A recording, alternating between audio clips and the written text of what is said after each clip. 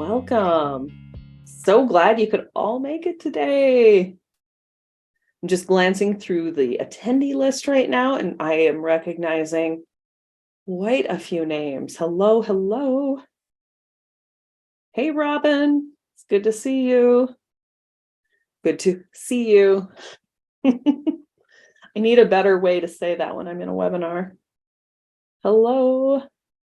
All right. As we're waiting for our numbers to settle in, we have a lot of people who registered, so we'll see how many are attending. We'll ease into this slowly today. We will start off with a few housekeeping things. So Anna from the CodeHS support team is with us today. So everybody give Anna a big round of applause because she does a lot of amazing behind the scenes stuff for all of us at CodeHS. We could not do what we do without her. And you might have talked to her before in support.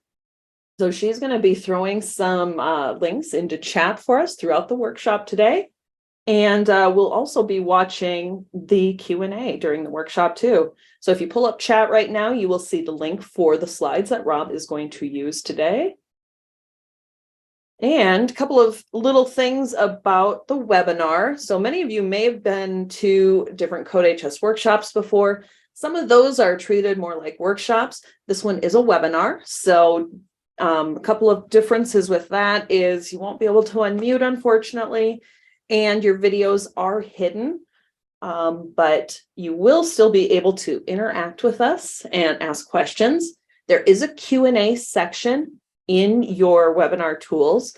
So if you've got questions as we go, and absolutely feel free to ask those questions, we definitely want to make sure that we are answering anything that you might have about AP-CSA, but go ahead and toss those into Q&A.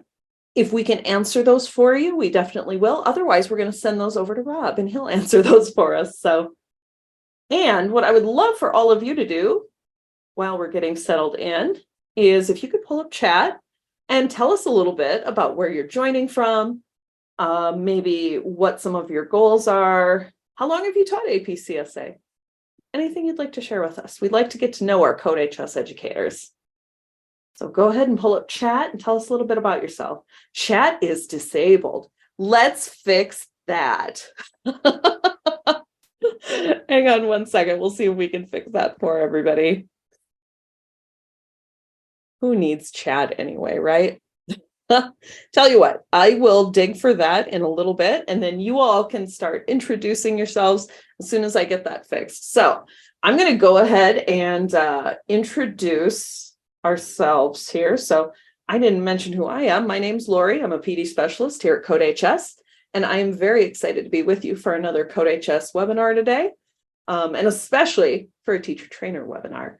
And that brings me to our guest speaker for today. One of our amazing teacher trainers, Rob Kramlich, is with us today, and he is going to be going through preparing students for the AP-CSA exam with all of you. Rob has taught for a long time and has a lot of really great experience with AP-CSA, so we are so glad that he's here with us today. Rob, why don't we go ahead and go to that next slide? All right, so Anna has tossed this link into chat. But if you need a QR code, you might be in a spot where it's just a little bit easier to scan that code instead of clicking a link. You can grab the slides for today. And you will be getting the slides also in the follow-up email as well. All right. Perfect. And we've got chat working. Thank you, Anna. Appreciate that. I really just can't talk and think about how to enable chat at the same time. So thank you very much, Anna. All right. So we've got everybody joining and telling us where you're coming from today. Hello, everybody. Welcome, welcome, welcome.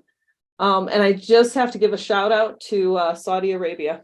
Thank you for joining us today. This is very exciting. We've got some Indiana teachers, Tennessee. Hello, hello, everybody. Washington, it's going very fast. Michigan, South Carolina, Kentucky, Florida. Welcome, welcome, everybody. So very, very glad. We've got a Georgia. Excellent. Yeah, there we go. Yeah, we're representing today. Rob is also from Georgia. Awesome. Cool, cool. All right. Welcome everybody. Keep throwing throwing your introductions into chat. We would love to see where you're all coming from. And I am going to turn this over to our fabulous teacher trainer, Rob. All right. Hey, everybody. I'm Rob Kramick, and I've been teaching AP Computer Science A for 4 years now. We're gonna cover three main topics today. We're gonna start off really talking about the AP CSA exam itself. I've got some strategies, some things really for you to focus on going and getting your students ready for the AP exam. We've got a section where we're going to showcase some of the cool and a lot of new tools that CodeHS has to offer to help with exam prep and just running your CSA course throughout the year.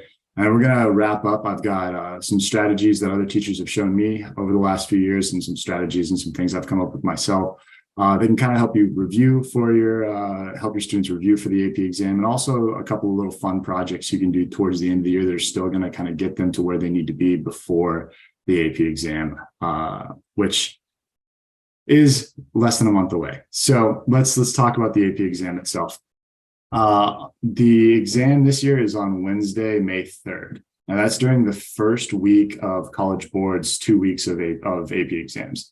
I think it's on that Wednesday, and it's the afternoon exam. I think anybody that's got AP Literature, any student that has AP Lit has to double up, but for the most part, a lot of CS students don't have that combination, so that's really nothing they have to worry about too much. But that is less than a month away. And so we're going to talk about a whole series of things you can do to get your students ready. Now, normally my suggestion is exam prep doesn't really start in the last month, but a lot of the tips that I've got for you will hopefully help you get your students to where they need to be come exam time. One thing to note, though, if this is your first time ever teaching an AP course, College Board has 2 weeks of AP exams. Maybe you heard this from your assistant principal or whoever your AP coordinator is, that during those AP exams, for the most part, a lot of students are not there if they have other AP classes. So it's really a good idea if you are behind in content or you are trying to get all caught up, that you make sure you have your content and everything done the week before May 3rd. So that would be the last week in April. Just because once AP exams start, you can't usually, for most school systems, you can't guarantee the kids are going to be there. So it's usually a good idea to try to wrap things up before the actual exam. You should never really be going up to the exam covering new content. So if that's something you need to think about, make sure you keep that in mind. Now, a little fun fact for a lot of you, AP Computer Science A, the first time College Board offered the exam was in 1984. They have made a few changes. It used to be in Pascal up until 1999, and then until about 2000, from 99 to 2004, they did it in C++, and after 2004, it's been Java.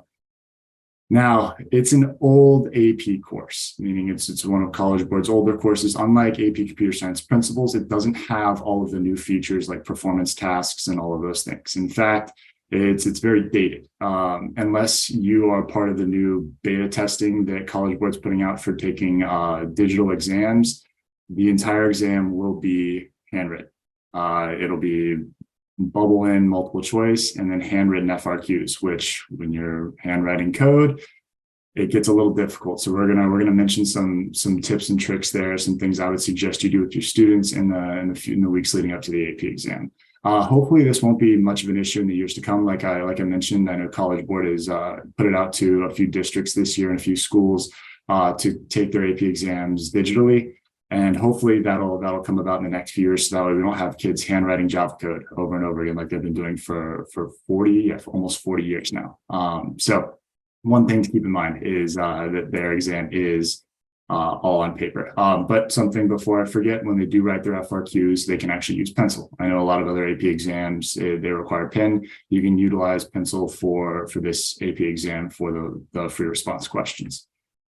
So the exam itself is made up of two parts. The first part is your multiple choice. That is worth a total of 50% of the overall AP score. There are 40 questions and you have an hour and a half. That equates to about 2 minutes and 15 seconds per question. We'll do a breakdown of what units and what topics are covered in the multiple choice. Now, the second section is free response. Again, this is another 50%, but there's only 4 free response questions. Now, again, you have another hour and a half for the free response questions. That equates to roughly around 22 and a half minutes per FRQ. And we're going to talk about some strategies to be able to manage your time and help your students manage their time when they're in the exam. I'm going to be honest, if you've never had students take the AP exam before, this is maybe your first time teaching AP Computer Science A, the exam is not easy. And you've probably been teaching this entire year. You've seen the multiple choice questions. You've looked at the FRQs. The exam, it's not an easy exam. The cutoff scores for getting threes tend to range anywhere between 55 to 65% of questions or points earned. And so it can be a difficult exam. So it's really important to be able to figure out and know what you need to focus on, where to get partial credit. All of those things make a huge difference when it comes to a student's AP score. So let's talk about the MCQ. Now, the multiple choice questions, like we said, 40 of them, 2.5 minutes or 2 minutes and 15 seconds per question on average. Now, this covers all 10 units. When they made the change to APCSA back in 2019, I think, 2019, when they restructured it all, they made it a lot cleaner. They gave us 10 laid out units where it was one unit right after the other. Standards were laid out equally. Now, there's going to be questions that pertain to all of those units, but they're not weighted equally. So we need to be able to focus on where the bulk of the questions are, especially in the time of review. You don't want to spend too much time going over recursion in review when only 2 out of the 40 questions will probably be recursion questions. Those are also some of the hardest questions as well, too. If you've already taught recursion, or if you're getting there and you haven't taught recursion yet, get ready. It's a fun unit, but it is not easy. It's not easy to picture. But the thing is, while it's an entire unit on itself, it's between 5 and 7.5% of the AP exam. That's down there on Unit 10. So, if you're really looking at the recursion side of things, if it's worth 5% of the multiple choice is worth 50% of their overall AP score. If you didn't even teach recursion theoretically, and your kids got those questions wrong, the percentage of the exam that you covered is still 97.5%. So there's some areas that outweigh others. The one to focus on is units 3 and units 4. Now, the concepts in units 3 and units 4 carry over for every other unit afterwards. Conditionals, Boolean expressions, if statements, all of that stuff is built in to every other unit that you cover in the rest of the course. Same thing with iteration. So that's why you see those larger numbers there. Now, you will see quite a few questions that are dealing with just those specifically and not incorporating arrays, array lists, or objects. But you have to take into account that if you have an array question or an array list question, a 2-dimensional array question, there's probably going to be some traversal in there. There's probably going to be some conditional statements in there. And so that really factors into a lot. So if your students didn't really get a good foundation in units 2 and units 3, that might be a focus point for you when you go back to review in the time you have before the AP exam. Now, something else to point out is that, well, actually, we'll talk about that with our FRQs. Let's go ahead and we'll kind of we'll bring them all together once we talk about the FRQs and see really what you should focus on with your students depending on what they've already mastered. So the FRQ section, again, is 50% for FRQs. Now, right now, I can tell you, you know this, maybe you don't know this. There are 4 FRQ questions, and it's not just 4 random ones picked out. Each one has a specific topic. FRQ 1 is going to be a methods and control structures FRQ. That means that it's going to cover pretty much, if we go back to our units over here, it's going to cover units 3 and units 4 mostly. FRQ 1, most of the time, if you've looked over the last few years, has been a string FRQ, and that's an FRQ that has students traversing a string using the string methods that are on the Java reference sheet, substring, index of, all of those things. Usually FRQ1, the one that focuses on methods and control structures, has conditionals, has loops, but tends to not have a data structure that's saved for later FRQs. Instead, it's usually string manipulation. This tends to be one of the easier FRQs. It just depends on what your students are strong in. Well, that's FRQ1. FRQ2 is a class FRQ. Now I'm going to flip back real quick so I can point out which units you need to focus on here. For the FRQ2, the class FRQ, we have 3 object-oriented specific units, right? Unit 2, which is just utilizing objects, Unit 5, which is writing classes, and then Unit 9, which is inheritance. So FRQ2 covers Units 2, 5, and 9, potentially some other things as well. However, I do want to point out that the bulk of the points in previous FRQ2s, previous class FRQs, come from Unit 2 and Unit 5. So if your students are struggling on Unit 9, or maybe you're running a little bit behind like I am in my classes right now where we just started inheritance, then you don't necessarily have to, you don't have to focus so much on the inheritance side of things. It tends to be maybe 1, 2, sometimes 3 of those points out of the 9 points for that overall FRQ will be inheritance. So that can be something that if you need to move faster through, you can move faster through. And if I didn't already mention, each of these FRQs is are 9, what we call 9-point FRQs. So they're broken down, and each FRQ has places where you can earn individual partial credit and full credit, all of that broken into 9 points. So you have 4 FRQs that are all worth 9 points apiece. Only one of those FRQs, FRQ2, with the class FRQ, only 1 or 2 points tend to be focused on the inheritance side of things. So again, if you're rushing like I am at the end of the year, that's something that you can move a little bit faster through and kind of cover the basics and not really have to worry too much about the FRQ.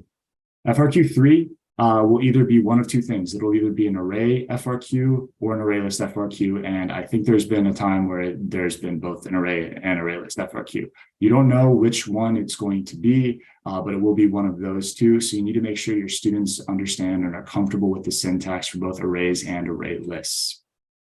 Now, one of these smaller units that, if we look at it standard-wise in the overall new course, is 2-dimensional arrays. And you can look here at our MCQ breakdown. It says that our 2-dimensional arrays make up between 7.5% and 10% of the exam weighting. Now, that's usually a little bit more focused on MCQ questions, but there is a single FRQ, FRQ4, that will be entirely a 2-dimensional array. That means not including the multiple choice questions. Unit 8, without MCQ, without factoring that in, Unit 8 makes up 12.5%, right? So it's 1/4 of 50%.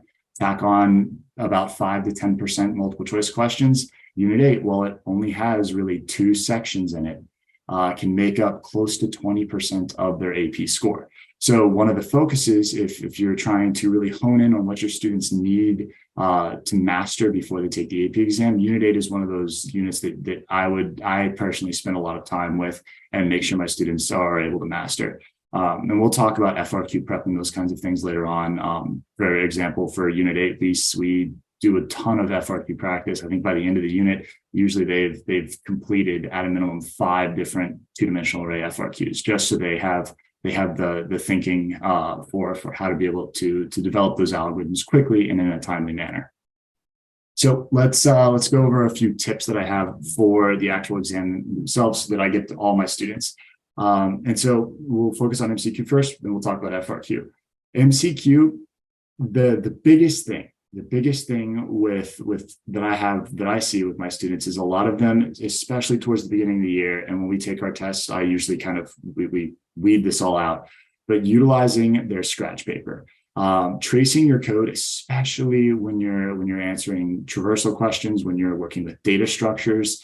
You have to be able to, essentially, a lot of those College Board questions are asking you to compile and run the code in your head. Well, not everybody can do that well. Most people can't. Even if you think you can do it well, I tell my students this all the time, if you think you can do it all in your head, don't, right? You're much less likely to make a mistake if you do it on paper as you go through. And this can be a multitude of things. Tracing your code can look like T-charts. There's tons of ways to do it. And if you've taught this for a little while, you've given some multiple choice practice, you've probably already done this with your students. But that's the biggest thing for MCQs, is using your scratch paper, tracing your code. Another tip that I like to give my students for MCQs, if you have a question, an MCQ question that has a block of code at the top, that block of code, and then you have answers down below, my suggestion is always read through the code first. Read through the code, take a minute. Don't take more than a minute because you'll end up wasting too much time, but take a minute before you even look at the answers and see if you can understand the code. A lot of times those questions will say something along the lines of, this code segment is intended to do this, but it does not, right? If you can look at the code and you can find what is wrong with it, why it doesn't do what's intended before you look at the multiple choice or look at the answers, then when you look down at the answers, you find the one that you suspected was the problem and you're good to go.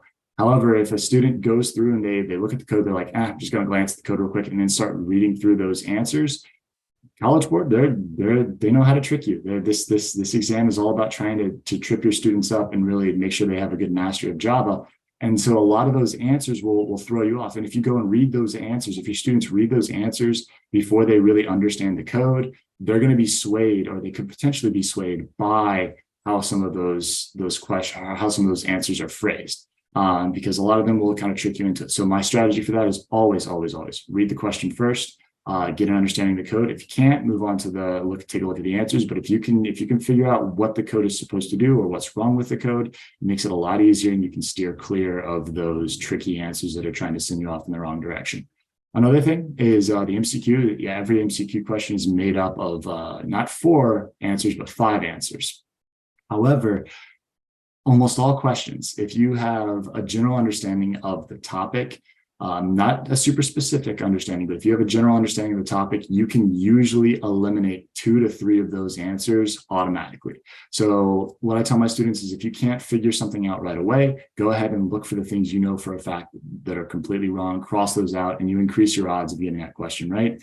And then something that I harp on from the very beginning of the year is utilizing the Java Quick Reference Sheet.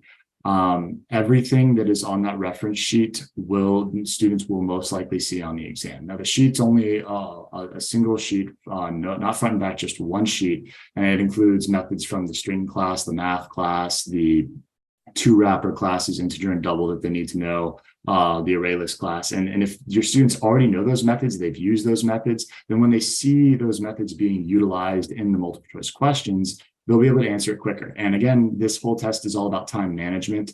Some questions, if it's a unit 1 question, it might take 30 seconds to answer. But if it's a 2-dimensional array question where you're having to traverse the whole thing, it might take upwards of 3 minutes. If you don't have to go look up the method because you've used it enough, then it'll make your life a lot easier. You'll be able to answer it a lot quicker.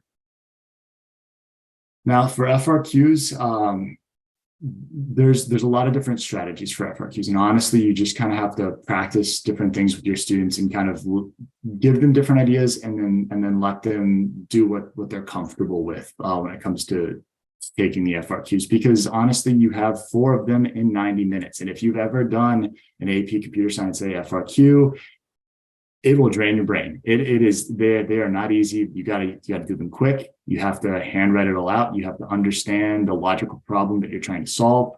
And so my suggestion, my first one is, no matter what, read through the full FRQ first. The important thing that a lot of students end up skipping is almost all FRQs have a class. Sometimes they have 2 classes at the top that are kind of outlined. Read through the class. If you can read through the class and see the methods they give you, see the constructors they give you, you'll be able to, when you go and you actually read what you're supposed to be doing, which methods you're supposed to create, which methods you're supposed to use when creating that method for part A or part B, and you'll already know that it exists, and you'll understand the structure of the class, you'll be able to answer it a lot quicker. Now, if you have some students that are not as strong in FRQs, maybe they're strong in one area compared to another area. If they come across an FRQ that they just find to be too difficult, my suggestion is, if they have more FRQs to do, move on to the next one. Come back to it if they have the time. It's not worth spending 45 minutes on a single FRQ. You spend 45 minutes on a single FRQ, you've now got 45 minutes to tackle 3 more. And if you can take 3 or 4 minutes to read through the FRQ, Like, okay, this is my weak area. I'm going to come back to this. I'm going to handle the ones that I'm stronger with. They're gonna have a higher chance of earning more points. And again, this AP exam, to get 100 on this AP exam is hard. It is not easy. Anytime I take a practice, I always miss something somewhere. Maybe it's a couple points on an FRQ. Maybe I didn't read through an MCQ question in enough detail. Being perfect on this exam is not what you're going for. You're trying to get your students to get as many points as possible, get as much partial credit as possible. One tip that I do that I would suggest if you don't already do this is when you do FRQ practice, when the kid's taking FRQ, maybe it's for a test, maybe you're doing one of the progress checks. I do a couple of things when it comes. They do it. They don't give it back to me. When we're doing, if it's a test, they give it to me, obviously. But if it's a practice one, what I do is I give them the scoring guidelines. And so I give them the scoring guidelines to go through and to grade their own FRQs. Now, we don't just stop there. They'll grade their own FRQs, and then we'll go through the full point breakdown as a class. Now, it's really important to give them the FRQs and let them grade them. That way they can see where the points for the FRQs go. If you have 9 points, and you're just kind of throwing stuff on paper, if you don't know where a lot of the FRQ points go, then earning that extra credit can be a little bit harder. A lot of FRQs require you to use, like they'll say something along the lines of use this method and this method in your answer. Well, a lot of points in those FRQs, 1 point will probably come from making a call to this method or traversing this data structure without bounds issues. In the array list, the two-dimensional array FRQs, that's always at least 1 point in all the parts is having a loop that does not go out of bounds. Doesn't mean the whole thing has to be right, but if you can write a loop that traverses the structure and doesn't go out of bounds, maybe it doesn't do what it needs to do inside the loop, you still get points there. And letting students start to see that they don't have to get it perfect, right? It's not about getting it perfect, but it's about writing and knowing what to write about and what those points are going to look like. And that's going to help them decide what they need to focus on during that 90 minutes, because it is stressful. You just finished MCQ, you're going right into FRQ, you know you got 23 minutes per FRQ. It can be stressful. Knowing where those extra credit points are, super helpful. Another time-saving tip, literally the same thing I had in the MCQ. Use that Java quick reference sheet. I give it to my students. We actually print it out on a blue cardstock piece of paper that I give them at the very beginning of the year. I tell them to keep it with them the entire time. They can use it on any test, any FRQ.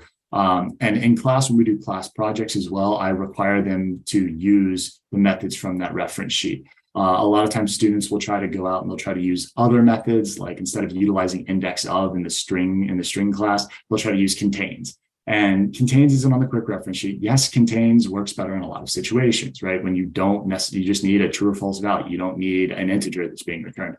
But I force them to go ahead and use only the stuff from the quick reference sheet. That way they're comfortable with it. When they get to the FRQ, and the MCQ, if they've already used those methods time and time again, they don't have to go reference. Maybe they go reference the sheet to make sure they understand what it does, but they don't have to go learn the documentation while they're taking the FRQ, because that's just a complete waste of time.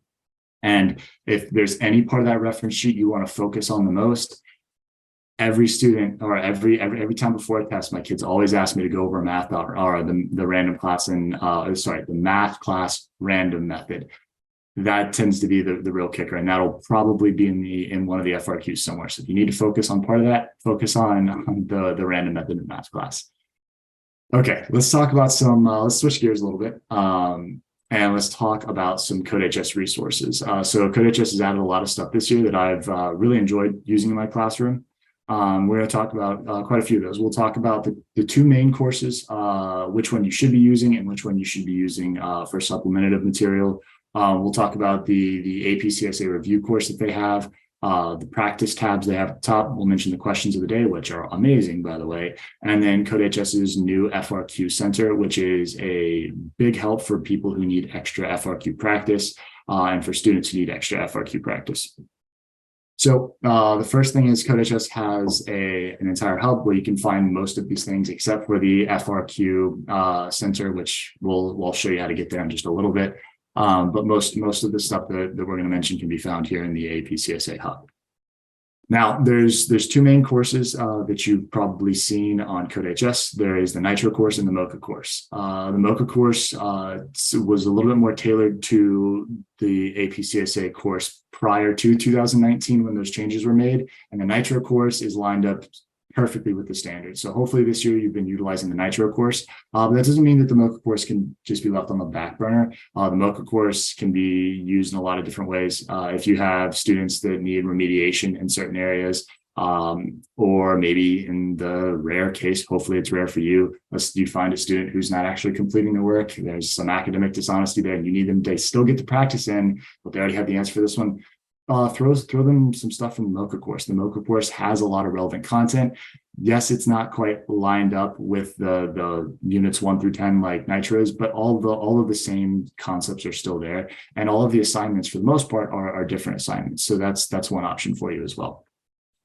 Now, the AP CSA review course, we use this every year because we run out, in my class, we run out of College Board questions. We'll talk about AP Classroom here in a little bit, but we use pretty much every single multiple choice question there is on AP Classroom. And CodeHS has an entire segment that is broken down on a per unit basis that you can get those close AP level or close to AP level multiple choice questions if you need more MCQ practice. And that can all be found in the AP CSA review course. They also have a full practice test as well that is a different set of questions from the practice test you'll find on College Board. Now, the CodeHS practice tab, I believe they added in a couple of years ago, and I use this all the time for if I have a student that needs specific remediation, maybe not just in Java. I teach a whole bunch of computer science classes. My kids who are doing Python, if they need extra Python practice, this tab is amazing. It takes all these concepts and it's just extra automatically graded practice assignments. So you've got the unit testing in there, so you don't have to worry about going through and manually grading them. And you can kind of assign them to specific students if you see they're struggling in a certain area. So this is really great, especially to use throughout the year as you're working with students and you're going through all of the somewhat difficult units in CSA. Now, this has been my favorite addition this year. It's the CodeHS question of the day. I used to do warm-ups. Well, I always do warm-ups in my classroom. That way I can stand out in the hallway. They know to come in, sit down, get started on their warm-up. But usually my warm-up was some sort of logic puzzle or some other sort of thing to kind of get them thinking. But in the last month or two, I started thinking, okay, well, this is nice that I have these logic puzzle warm-ups. It gets them ready, but I want to make sure, I want to get some more AP prep in there. And so CodeHS actually added a question of the day for AP Computer Science A and AP Computer Science Principles. So if you're like me and you teach both courses, you can use those. And every single day there's a new question. And those questions tend to be stuff that you should have already covered. And you can use that as just like a daily warm-up. You spend 2 or 3 minutes at the beginning of class, letting them answer the question, talking about the question. That way you can get some MCQ practice throughout the year, rather than just on test day or the day where you're doing progress checks and those kinds of things. Again, this is one of my favorite additions that they've added this year. Now, the FRQ Center is absolutely amazing. They have tons of FRQs, some that can be found on College Board and others that are not. And this FRQ Center, and if we have time at the end, I can redirect everybody back around and I can show you where it's at. I believe it's in tools at the top if you go to the drop down from there, but we can go back through and look at all these resources if we have time towards the end. Now, this is similar to College Board's FRQ section in the AP Classroom. But they've got a few different ones. They've got a couple of the same, but a few different ones. And this is one way you can access them and practice them. Now, there's a lot of ways to do some FRQ practice. We're going to talk about that in just a little bit because it can get really boring if you take an entire week and you say, all right, y'all, we're going to go ahead and we're going to just do FRQ practice this week. The kids are just they're going to hate it. They don't want to sit there and do an FRQ every single day. You're going to want to change it up a little bit. And so a lot of these FRQs can be used for a lot of the strategies that we're going to be talking about in just a minute. So before we move on to some review strategies that I have or I've learned from other teachers, it can be hard being a computer science teacher because most of the time we're alone. We're singletons. We're the only one in the building that teaches computer science. And it can be hard to collaborate. I'm lucky enough, my father's also the computer science teacher at the school, like right next door. We teach the same exact stuff. So my collaboration is like family dinners on Sunday night, right? But not everybody has that. Not everybody has that opportunity. And so there's tons of resources out there. College Board has a PL group. There's a Facebook group. CodeHS has a couple of different PL groups where people can go and they can ask questions about all kinds of things. If maybe you're stuck on a CodeHS assignment that you're going to be giving to your kids in the next couple of weeks, maybe your student found something somewhere and you want to know more about it. All of these are great resources where you can connect with other AP Computer Science A teachers. And it's sad that, yes, we're by ourselves, but we really should promote and get more people involved in these kind of things, because when we can share our knowledge with each other, we can save time. It's not worth going through and building a course all by yourself. There's hundreds and thousands of other CS teachers out there. I really highly suggest you take advantage of all of those things. It helped me a lot my first year teaching, being able to go through and take projects that other teachers have used and kind of change them a bit to make them work for what my students like to do, what my students want. And actually, a few of the strategies we're going to talk about came from other teachers and from other people that I've met in my last few years as a computer science teacher. So let's go right into this. Let's talk about some of these strategies. So the very first thing, right, is that reviewing for CSA, it can be difficult. It can be monotonous. If you don't do it right, your students are going to hate it. They're not going to want to come to class. But if you do it if you can find fun ways to give them the practice and to give them the content, it can be a lot more engaging for them. And if it's more engaging for them, they're going to absorb the content more. They're going to be more excited about coming to class. And I'm going to talk to you about a couple of things I do in my classroom that really help motivate kids to practice FRQs, MCQ questions, all those kinds of things. Now, I do also want to say that these are just a few ideas. Actual exam preparation, in my opinion, starts from Unit 1. And so if that's not something that you've really done this year, then going forward, really practicing MCQs, practicing those FRQs around Units 2 and Units 3, really working throughout the whole year to let them see what the exam looks like, that is your best form of review. In my case, I push myself back. I mentioned earlier, my kids just started inheritance. We're on spring break right now, but before spring break, 2 days, we started inheritance. So we've got 3 weeks when we come back to finish all of inheritance and cover recursion. But the thing is, my students won't need as much review because throughout the entire year, we've been utilizing these strategies. We've been practicing FRQs. We've been practicing multiple choice. So usually from what I've seen, that tends to work a lot better, is to really focus earlier on in the year, let them see what test-like questions look like, let them practice that stuff. Because trying to cram it in the last little bit, it can work for some students, but for others, especially those that are struggling, it can be a little difficult. Now, one thing that I tend to find difficult with all review is that kids that feel like they've already mastered it don't want to do it. And so my first year of teaching, I was completely against extra credit. I didn't like my students getting above 100. My thoughts on that have drastically changed since then. Anything to get those kids more involved and more active, even the ones who've already mastered the content, it helps with classroom management. If they're on task and they're still doing stuff, you can offer extra credit. And I'll tell you one thing, sometimes the extra credit doesn't do it, but something I discovered about 2 or 3 years ago, stickers.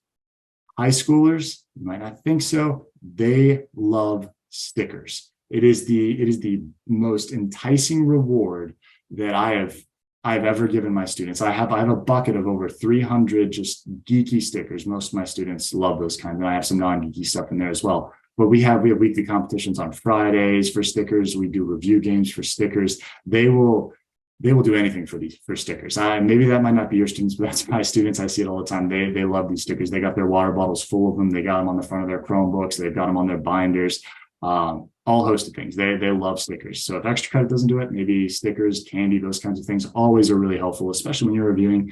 You might not seem like much, but sometimes it really helps and kind of motivates students to actually do things. Now, we're going to start off with some of these strategies, kind of talking about some stuff that might work a little bit better earlier on in the year, but if you didn't have a chance to do this kind of stuff earlier on in the year, it's probably a good idea for you to start here instead of just throwing FRQs right at your kids if your kids haven't really practiced FRQs.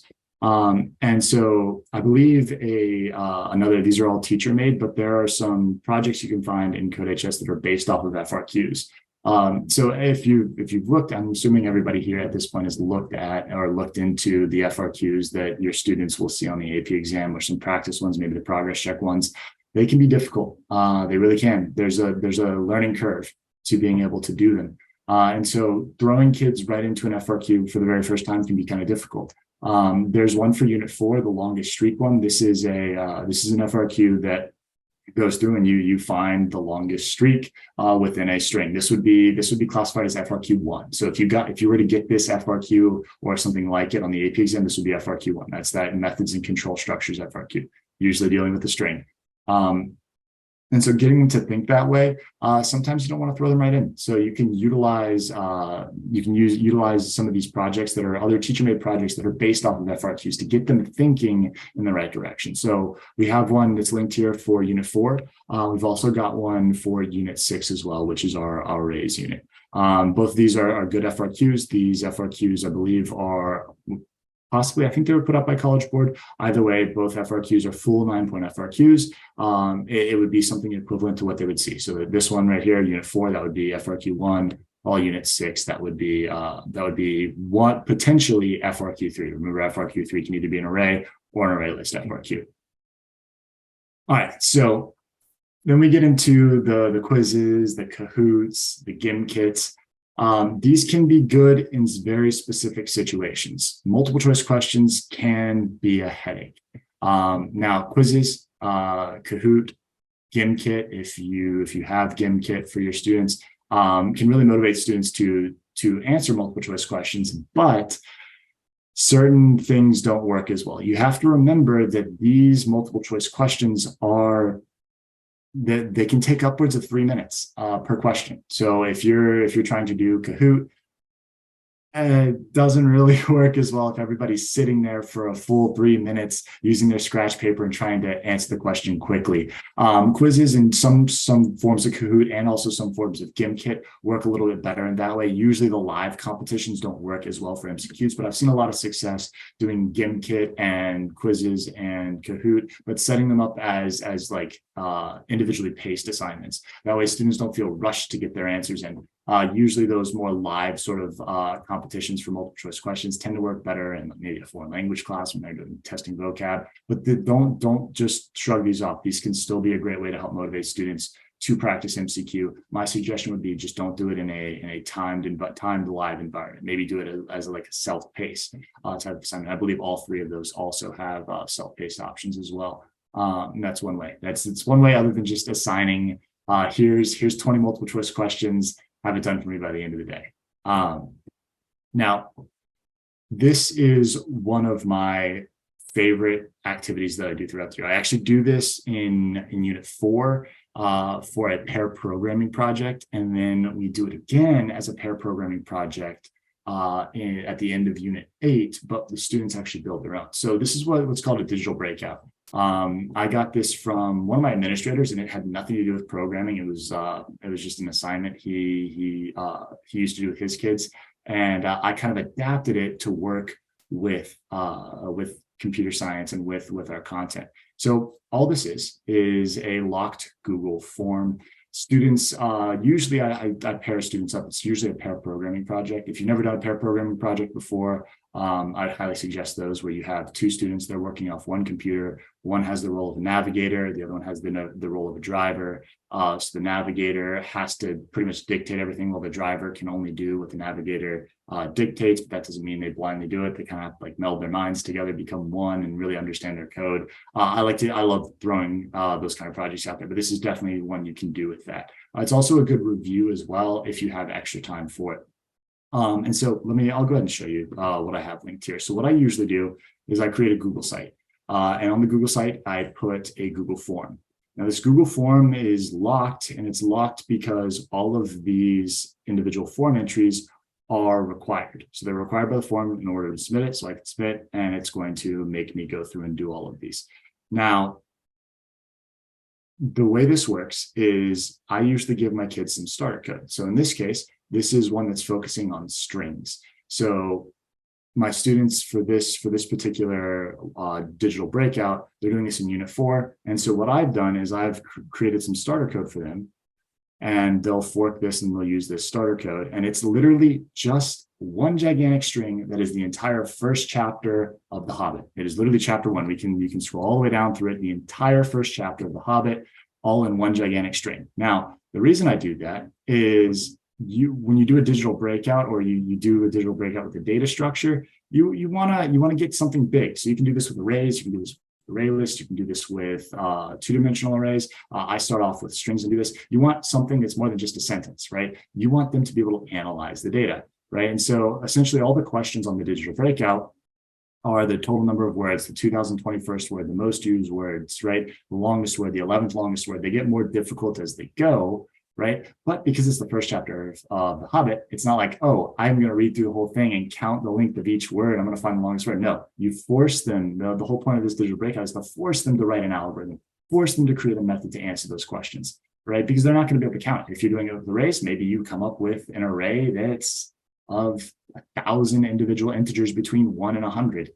Average them all out. Well, the kid's not going to take out their calculator and start doing that. They're going to be forced to write an algorithm to solve these questions. And the cool thing about doing it on a Google site is you give the kids the link to the Google site, and as they go, right, they answer their questions. Once they're able to submit the form, you can attach on the Google form that's attached to that, or the Google sheet that's attached to the Google form, and put their name and a timestamp, and you have a live leaderboard. So again, you throw in competitions, you throw up some stickers, maybe some Jolly Ranchers, maybe some candy for the top performing teams, and you can actually have like a live leaderboard it's timestamped as they go. So that's something that I love doing. And in fact, they do a full project where they build their own towards the end of the year. So that's digital breakouts. Those are good.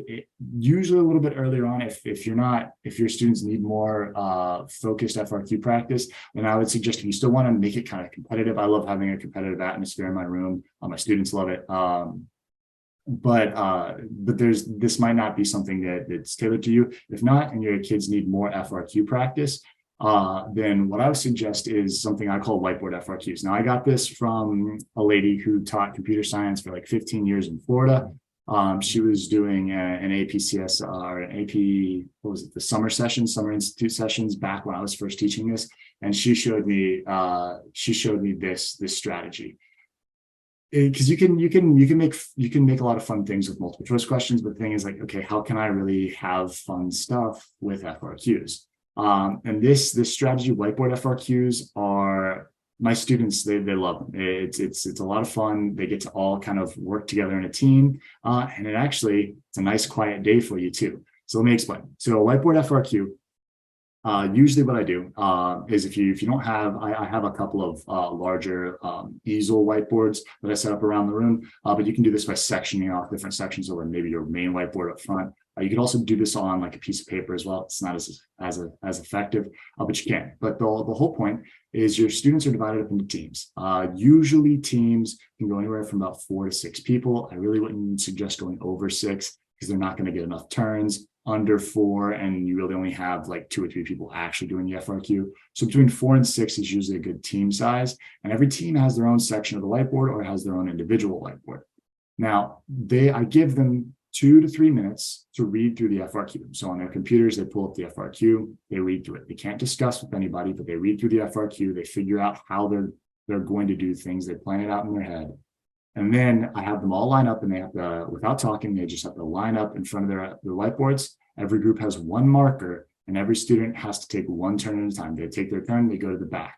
Now, during their turn, they can only do one of 3 things, only one of these 3. They can either add a new line of code, remove a line of code, or edit a line of code. So only one line of code can be manipulated per turn. And so once they finish, they have to hand the marker to the person behind them, and they go to the back, and they cannot talk throughout this entire thing, or while they're working. So what they start to see is they're trying to kind of work this whole thing out one line at a time, one person at a time. And they have to make lots of changes, those kinds of things. And so what I noticed when I first did this was that some students would get stuck in a rut. So what I started doing is, if I start to see my groups kind of sputter out a little bit and they're really not getting anywhere, they're kind of stuck, is I'll tell everybody, we'll do like a quick pause, and they'll have 60 seconds to go. They can't write on their whiteboards, but they can discuss. And that's when I honestly hear some of the most productive FRQ discussions ever, because they're quickly trying to explain how they think that should be done, and trying to make sure everybody's on the same page before they have to go back silent again and finish out the FRQ. So you'll hear some of the best discourse regarding algorithm development in an activity like this when you give them like 30 seconds. And what I did start doing actually a couple of weeks ago is I actually gave them 30 seconds at the beginning before they start their FRQ to kind of get everything together. They can't start writing yet, but they can kind of talk strategy, like how they want to start it all off, and then they go from there. And the other nice thing is you can tell this to all your students, but you can kind of like send this message out to some of the weaker students is, you know, sometimes there's just a curly brace on a line by itself. Sometimes a semicolon needs to be added. So if you don't know exactly what you need to do or what the next step would be, you can just go in, fill in, put in a curly brace, or put in a semicolon, and then move your turn. It's essentially like kind of keeping everybody involved without saying like, oh, I pass, because you don't want them to pass. You want everybody to be able to be, or to kind of learn as they go. And something else that I did notice as well is doing something like this compared to just giving them all an FRQ and say, hey, do this FRQ, give it back to me at the end of class, is sometimes those weaker students, especially in those moments of discussion, really start to discover and start to see the best ways to answer FRQs, the best ways to write them. And so that's something else that I've started to notice as well with activities like this, where they can work with each other, is it's not only just kind of making it more fun, but it's also helping a lot of those weaker students out to kind of see the thought process of maybe a successful student or a stronger student, how they think through an FRQ, how they think through a multiple choice question. So that's definitely a strategy as well. Now, I know I'm kind of pushing my time here. I haven't had a chance to look at any of these questions. So we're kind of wrapping it up here. So Lori, I guess I can pop open the Q&A and I can answer a couple of these. Does that work? Yeah, that would be great. I think some of these are definitely ones that we've saved for you. Okay, awesome. All right, let's see. We'll start with the first one. So for whiteboard FRQs, do you allow anyone on the teams to skip their turn? No, I don't. There's no skipping. And with my FRQs, here's the problem. I tried this once, and what ends up happening is you get 2, maybe 3 strong students in the team. If you say they can skip their turn, right, then what ends up happening is when that weaker student gets up, they just say, oh, skip, and they give the mark back, and you get 1 or 2 kids actually doing the FRQ. So no, I would definitely not suggest skipping your turn. Make the hint that like, hey, maybe something needs a curly brace, maybe it doesn't. Sometimes my kids will just like erase the curly brace they put in. Sometimes I'm like, okay, now you're stalling, right? But and I'll call them for it. Sometimes I'll give them like 30-second penalties where they can't write and all if they start to talk, or like if they start stalling, trying to just kind of pass their turn so they can get it back to the stronger student. Yeah, so that's usually what I do with whiteboard FRQs. Let's see. Yeah, the digital breakout activity, it's linked on the slides. So if you I had a little bit of an issue with that link, so maybe okay, it's probably locked to me. So what I'll do after this, I'll it's probably locked to my district. I'll make a copy of it. That way I can and I'll link that copy in so that everybody can have access to that. But yeah, a little bit more on the digital breakout is I always do it in pair programming, just because again, the weaker students might get overwhelmed. Usually pair up a stronger student with a weaker student. And if you do the whole pair programming with the navigator and the driver role, I find that I try my best, right, to kind of make it as subtle as possible. What I'll usually do is if I have a weak student, I'll take a stronger student, and I'll assign them I'll assign all of my students their roles, and I kind of make it seem like I didn't, but I give them a new seating chart right before, and I'll say, okay, all my even numbers, you're the driver, all my odd numbers, you're the navigator. And so what I'll do is I'll put a lot of those weaker students in the starting driving position and the stronger students in the navigator position. That way, when they're communicating, right, the stronger student, what can tend to happen if you're not like right over their shoulder, they'll start to kind of like run away and break the rules and start typing everything up. But if you take their keyboard away and you say, okay, everything's got to go through this one person, then that can really help with with the understanding for those potentially weaker students. And the last question I have in here is the leaderboard. So all the leaderboard is I can actually break out of this real quick and let's take a look. So the leaderboard, all it is if you've ever done a Google form before, you can set up your Google Forms to go to they can go to a spreadsheet. And so all you do is you click that little button at the top to like create a spreadsheet that's attached to the Google form. And then you just kind of chop off the parts you don't need. So like all of this data here, all of the answers to the questions would technically pop up in this spreadsheet. You just hide those columns. And then because I'm using a Google site here, you can easily import the Google form along with the attached Google sheet. And so all it does is when they get all of the answers, they put their names in there and then they solve all of the different problems. The whole point of the digital breakout is now, since they've answered all the questions correctly, they can press submit. The Google form can actually be submitted. When it gets submitted, that timestamp goes up, marking them first, second, third, fourth, last place, along with their name, and they kind of get logged in that live leaderboard, and that kind of gives students a little bit more motivation as they go. Let's see. So how many sheets of scratch paper? To be honest with you, I've never given the exam, and I didn't take AP Computer Science A in high school. But I believe with most AP exams, they will have more than enough. Having enough scratch paper is definitely something they always handle. I know for FRQs, they have I think it's like 8 or 9 pages of just blank space that they can work with FRQs. And so same thing with multiple choice. I believe, and correct me if I'm wrong, again, they don't let me into AP exams, but I believe they can write in a test booklet as well too. So if they can trace their code right next to the question, if that's the case. So and scratch paper is definitely turned in. If it's I wouldn't see a College Board not turning the scratch paper in. I don't think graders see the scratch paper. Scratch paper usually, when it comes to multiple choice questions, they're just putting the Scantron through, whatever through. But the graders do look at the FRQs, and anything for the FRQs in those sections that's not written in explicitly potentially could cause them to lose points depending on what the general penalties are. So I would highly suggest, like, if on their FRQ, don't treat their actual FRQ sheet as scratch paper. So the actual size of the paper, it's part of the test booklet. It's, if I remember correctly from last year, it just had a border around the edge, and at the top you bubbled in like which FRQ this was. So like if you have FRQ 1, 2, 3, or 4, so if you're using the first 2 pages for FRQ 1, you would bubble at the top FRQ 1 for both pages, and you could use both those pages. And then they have a whole host of paper. Honestly, just let them know that they can take pencils, and everything else is pretty much self-explanatory.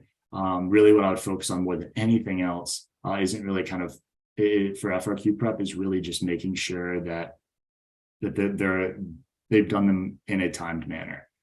Really kind of maybe not right away setting that 22.5-minute timer, but maybe giving them an FRQ and saying, hey, like, let's try to get this thing done in under this amount of time. That way you can kind of see and feel those time pressures. Something I do about this time of the year is on all my tests, usually all my tests have 1 FRQ attached to them. By unit 7, I start giving them 2 FRQs. And that way it's not just managing 1 FRQ in 22.5 minutes, it's now managing 2 FRQs within 45 minutes. And kind of like, okay, this one's a little bit harder, I'm going to focus more time to get all the stuff done that I know I can get done, and kind of prioritize that way. And it's really good for them to see that, especially this point in the year. Speaking to FRQs, do they get the Java reference sheet while taking the test? Yeah. And then on the FRQ competition, is everyone looking at the same one? Yeah, so for the whiteboard FRQs, everybody gets the same FRQ, and so that's why I, instead of like dividing up 4 sections on my board like I used to, put in to get like a little bit of funding, $200, where I got these little easel whiteboards. And so what I do is I section up the left half of my board, like my main whiteboard for team 1, the right half for team 2, and then team 3 gets like the whiteboard in the back left corner, team 4 gets whiteboard in the back right, because they'll start to like look at each other's right sneakily while they're trying to do it. And that I kind of spread them out around the room, so it's a little bit harder for them to kind of see the other teams. But yeah, they get the same FRQ, and usually like first place team gets stickers, second place team gets candy, right? Third place team usually gets candy, and fourth place team, well, if they finish, then that's a blessing.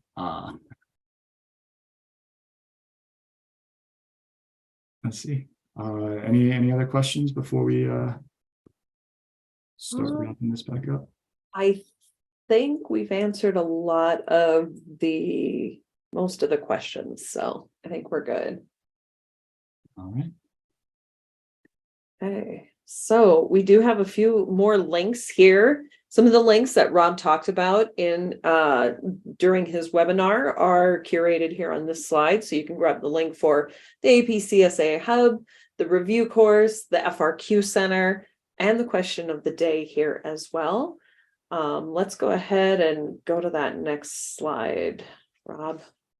Did it go to the next one? Yeah, go ahead. I sounded very hesitant, so sorry. I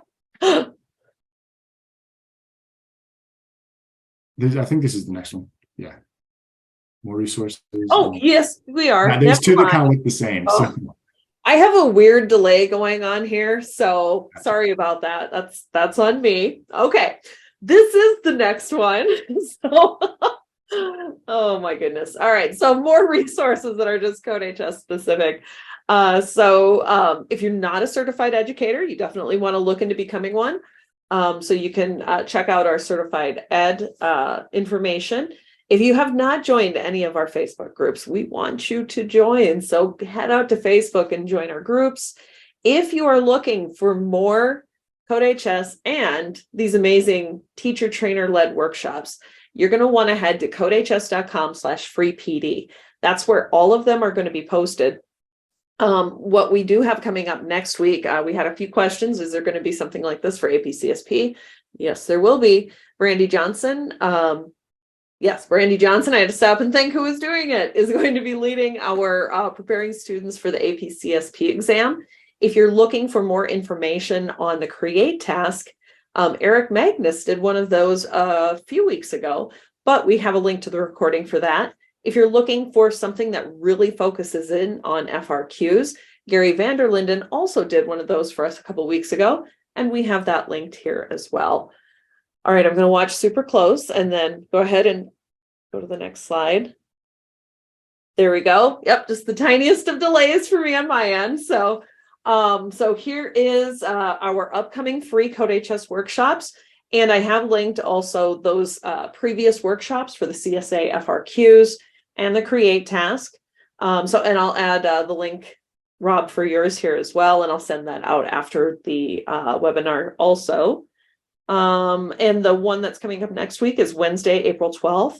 And if you browse out to codehs.com/freepd, you can register for the one next week, as well as a host of some course launch webinars that we have out there right now too. And keep an eye on that page, because what we will be posting in the next week or so we'll start to get out there all of those summer workshops that are coming. And I'm told that Rob will be back later in the summer, maybe before that too. We'll see. We haven't talked about that part yet. But we definitely want Rob back to talk about how he helps his students begin preparing for that APCSA exam right away from day one. All right. So if you have not had a chance to hear about our virtual teacher conference, we definitely want you to head out to codehs.com/2023 conference to sign up for the free virtual CodeHS teacher conference. It is happening very soon, in just over a week, on Saturday, April 15th from 10:30 to 2. So definitely head out, sign up. We have a huge array of presenters. We actually have a couple of our presenters in the attendee list right now. Ken Pendleton will be presenting at the virtual teacher conference. So definitely sign up, come on out to that. We would love to have you for the conference. There may or may not be a prize at the very end, just saying. So, and I think that is about it. Oh, it looks like we had a question about the digital breakout. So what we can do for you, since we're about at time, we will definitely be sending this recording out. And so we've got that information in there. And if you've got other questions, reach out to me, and I can definitely connect with Rob and get some questions answered. So if I do end up doing something on like CSA prep, like in that late summer, early fall time. Definitely like that sort of thing. Hopefully we'd make kind of like a workshop. We can go into a lot more depth on how I structure a lot of those projects and how I kind of structure my CSA course. Perfect. That's awesome. So yeah, we can pretty much count on Rob coming back. So I'll make sure. Just saying, Rob. Well, thank you so much for attending, everybody. This has been an amazing webinar. I know we've been getting a ton of good feedback from everybody. So this is, I think, so timely and perfect. You've given us so many good tips, Rob. Thank you, thank you, thank you so much for doing this for us today. And thank you to everybody who was able to join us. And you can expect to see a follow-up email come out, hopefully by the end of the week is my plan right now. Hoping for tomorrow.